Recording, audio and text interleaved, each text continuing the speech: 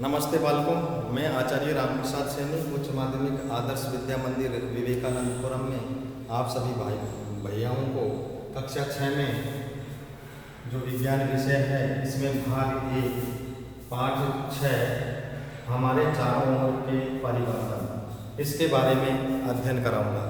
बालकों, जैसा कि आप सभी को ध्यान में है कि कुछ ऐसे परिवर्तन होते हैं जिन्हें हम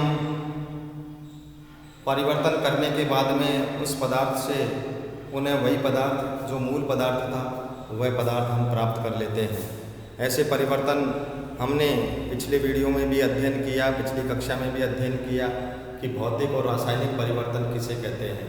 भौतिक परिवर्तन वे वो परिवर्तन होते हैं जिसमें पदार्थ के मूल गुण बदल जाते हैं, वो मूल गुण नहीं बदलते हैं भौतिक परिवर्तन कहलाते हैं, और जिसमें पदार्थ के मूल गुण बदल जाते हैं उसे हम रासायनिक परिवर्तन कहते हैं।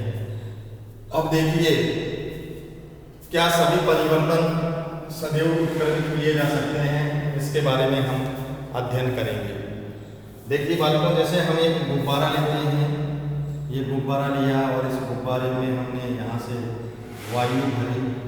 वायु भरने से ये जो गुब्बारा है, ये गुब्बारा क्या होता है, ये गुब्बारा फूल जाता है। गुब्बारे में हवा भरने से गुब्बारा फूल जाता है और कुछ देर बाद हम देखते हैं कि यदि हवा निकल जाती है तो ये गुब्बारा अपनी प्रारंभिक अवस्था में आ जाता है। तो गुब्बारे में हवा भरना और हवा को निकालने पर यह अपनी मूल आकृति प्राप्त कर लेता है, इसलिए इसे हम उत्क्रमित कह सकते हैं। क्या कह सकते हैं? उत्क्रमित। ऐसे ही जैसे पानी को हम फ्रिज में रखते हैं तो कुछ देर बाद वह बर्फ़ में जम जाता है, लेकिन उस बर्फ़ को पानी को ठंडा करते हैं। पानी इसको ठंडा किया तो ये बर्फ़ में जम जाता है, और बर्फ़ को फिर गर्म किया तो ये पुनः पानी बन जाता है। इस प्रकार की जो प्रक्रिया है जिसमें दोहरा तीर का निशान लगाया जाता है, इसे उत्क्रमित परिवर्तन कहते हैं। उत्क्रमित परिवर्तन क्या कहते हैं? इसे उत्क्रमित परिवर्तन कहते हैं।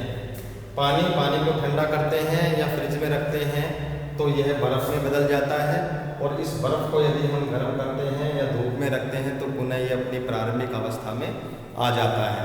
इसे हम क्या कहते हैं बालकों? उत्क्रमित परिवर्तन कहते हैं। ऐसे ही बहुत सारे उदाहरण हैं कि हम एक मोमबत्ती लेते हैं, उस मोमबत्ती को क्या करते हैं हम? मोमबत्ती को जैसे इधर माचिस से जलाते हैं, मोमबत्ती को जलाते हैं माचिस से तो धीरे धीरे ये पिघल जाती है, और पिघली हुई मोमबत्ती से फिर हम दोबारा हम क्या कर सकते हैं? मोम बना सकते हैं। मोमबत्ती क्या बना सकते हैं? मोमबत्ती बना सकते हैं। कैसे बना सकते हैं? जैसे चौक है, चौक से हम बोर्ड के ऊपर लिखते हैं तो उसका बुरादा बन जाता है, और उस बुरादे को पुनः गलाकर हम उससे पुनः चौक प्राप्त कर सकते हैं। तो ये परिवर्तन उत्क्रमित परिवर्तन कहलाते हैं। लेकिन बालकों, जैसे हमने कागज़ लिया, ये कागज़ लिया और कागज़ को हमने फाड़ दिया। क्या किया? फाड़ दिया।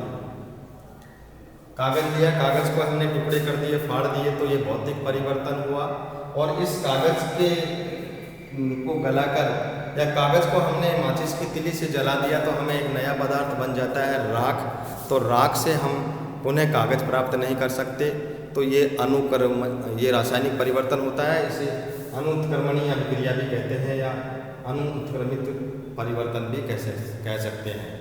उत्क्रमित और एक अनुत्क्रमित परिवर्तन, यानी जिसमें पदार्थ की मूल आकृति में कुछ भौतिक परिवर्तनों में परिवर्तन तो हो जाता है, लेकिन उसके मूल गुण बदलते नहीं हैं, वो उत्क्रमित परिवर्तन का उदाहरण है।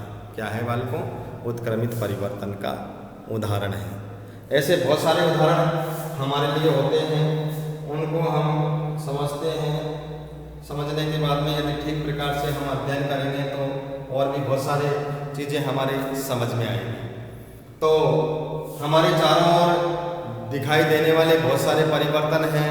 उत्क्रमित परिवर्तन किसे कहते हैं, अणु उत्क्रमित परिवर्तन किसे कहते हैं। दूध है, दूध को गर्म करते हैं, गर्म करने के फिर ठंडा कर लेते हैं तो उसमें कोई परिवर्तन नहीं होता। लेकिन दूध में यदि हम जावन डाल देते हैं तो जावन डालने से दूध का दही बन जाता है बालकों, और दही बनने पर वो दही से हम पुनः दूध प्राप्त नहीं कर सकते। इसलिए दूध का दही में बदलना अनुत्क्रमित परिवर्तन है। और दूध को गर्म करके ठंडा करके पुनः हम दूध बनाते हैं तो वह उत्क्रमित परिवर्तन है। तो ऐसे बहुत सारे परिवर्तन हैं जिनके बारे में हम अध्ययन कर सकते हैं। तो बालकों, आज आप सभी ने अध्ययन किया कि उत्क्रमित परिवर्तन किसे कहते हैं। क्या सभी परिवर्तन सदैव उत्क्रमित किए जा सकते हैं? नहीं, सभी परिवर्तनों को उत्क्रमित नहीं किया जा सकता है। कुछ विशेष परिवर्तन ही होते हैं जिसे हम उत्क्रमित कर सकते हैं। तो आज के इस वीडियो में आप लोग इतना ही अध्ययन करेंगे बालकों उत्क्रमित परिवर्तन के बारे में। जैसे आपने देखा होगा, आपकी माताजी रोटी को बनाती है।